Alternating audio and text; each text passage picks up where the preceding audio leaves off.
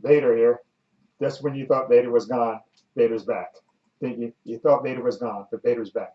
Vader does that all the time. Okay. I know Vader hasn't been on this channel in a while, and I'll rectify that in the future, and I'll have to have a little talk with a certain someone. Okay. But anyway, Vader's back. Okay. And the thing you have to know is that the reason Vader's back is Vader's here to do a review. Okay. Vader, multi-talented, multifunctional, can do a lot of things. So Vader's here to do a review. And the movie that Vader is going to review for you, lovely folks, the pleasure that you're going to have from Vader doing this review is immeasurable. Okay, but let Vader get to the review.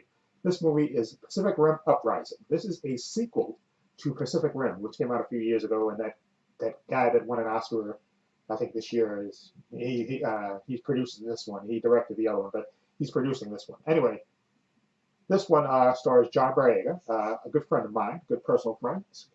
Excuse me, Vader has to adjust. Vader has to look his best at all times. Sorry about that. Anyway, this movie stars John Boyega, okay, a good personal friend of mine. Okay, he plays Jake Pentecost. He's the son of Idris Elba's character, who was in the first movie. And spoiler alert for this one, he died, of course, doing heroic sacrifice.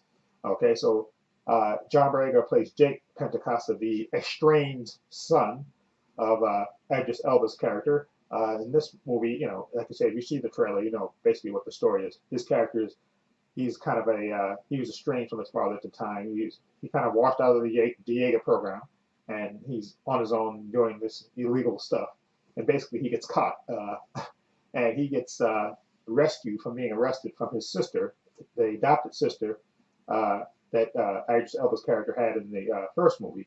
Okay, she tells him, listen, okay, Jake, if you want to not go away for a long time, okay, you're going to get back into the Jaeger program. You're going to be a teacher this time. You're going to teach a whole new crew of cadets, okay, and one being this one young pilot that he got caught with doing something illegal, okay, and her name is Amara, okay, and she's really smart, and she can build Jaegers and everything else, and so they, you know, reluctantly go into the program. Of course, there's a rival. Of course, there's always a rival in these types of movies.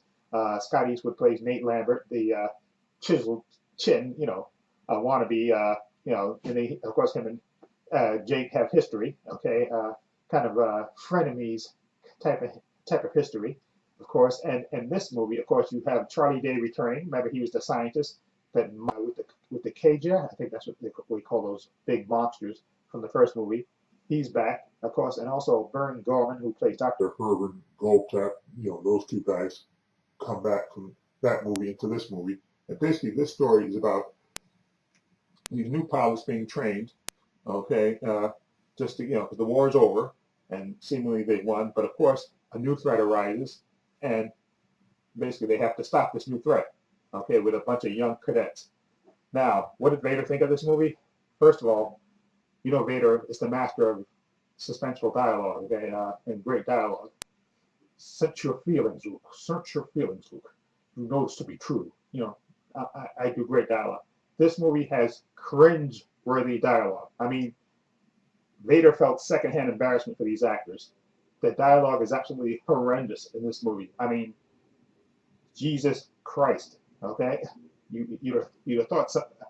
I don't know who wrote this dialogue, but it's absolutely horrendous. I mean, Vader, like I said, he had to shield his eyes at some points because the dialogue, he felt so embarrassed for the actors. The only saving grace of this movie is the fights. Okay, that's what he said. You know, Vader loves a good fight, and the saving grace of this movie is that the fights take place in the daytime, and they're pretty freaking spectacular. Okay, let Vader tell you that they're freaking spectacular. They do a good job with the miniatures or whatever they do.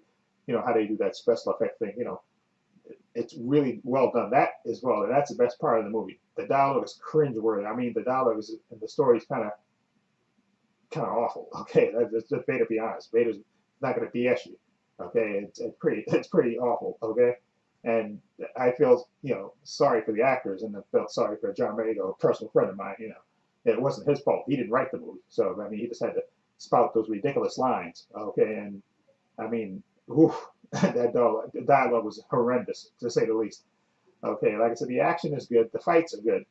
There's just not enough of them. I mean, there's some good fights towards the end of the movie, but if there were more fights in the movie, maybe that could make up for the horrendous dialogue. But I don't think anything could stop the horrible dialogue. I mean, this should have been.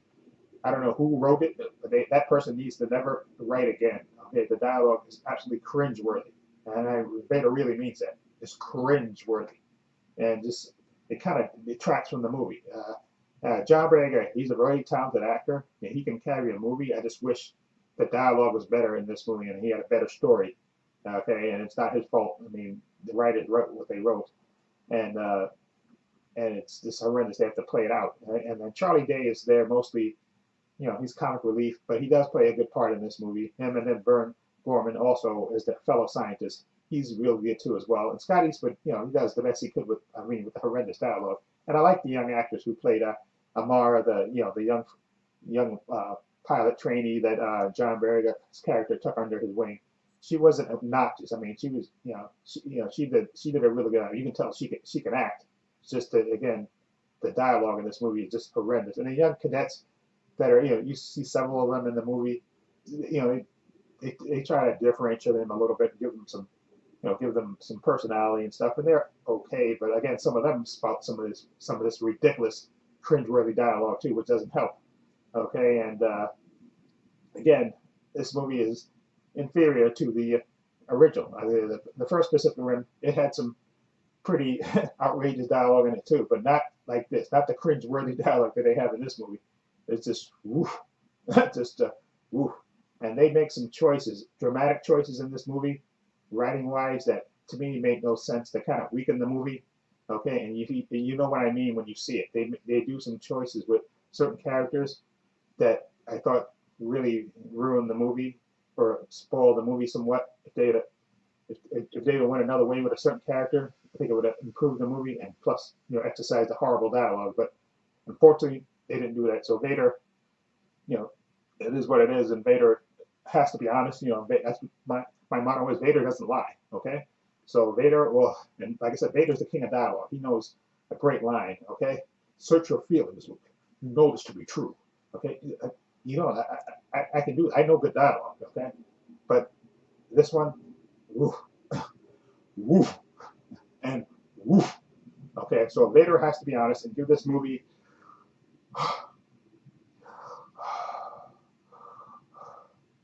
Give this movie a. Vader's going to give this movie a 6.5, and that's mostly because I was going to give it a 6, but because of the fights were freaking awesome, and like I said, they took place in the daytime, which really so you could see everything, and they were pretty freaking awesome. The fights, okay, just the dialogue and the story was oof, and some of the dramatic choices from the story from some of the characters is just ugh. So anyway, unfortunately, it is what it is. So let Vader know what you think. Okay, of this movie. Have you seen Pacific Rim Uprising? What do you think of it? Oh yeah, Vader would like to see another one. Okay, but definitely get a better writer, better script, because it has great potential. But you just need the right story and somebody that knows how to write dialogue at least. Because this dialogue was cringe-worthy and a half. Okay, but I wouldn't mind seeing it. Another version, as long as they get a better script writer. Anyway, let Vader know what you think. Feel free to leave comments down below. And if you like this review, of course you do.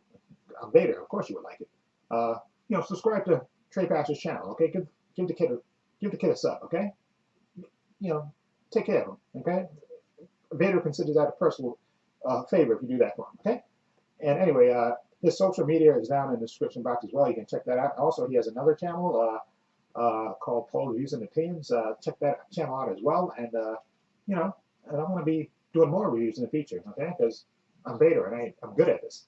So anyway, take care, be well, and hit my music.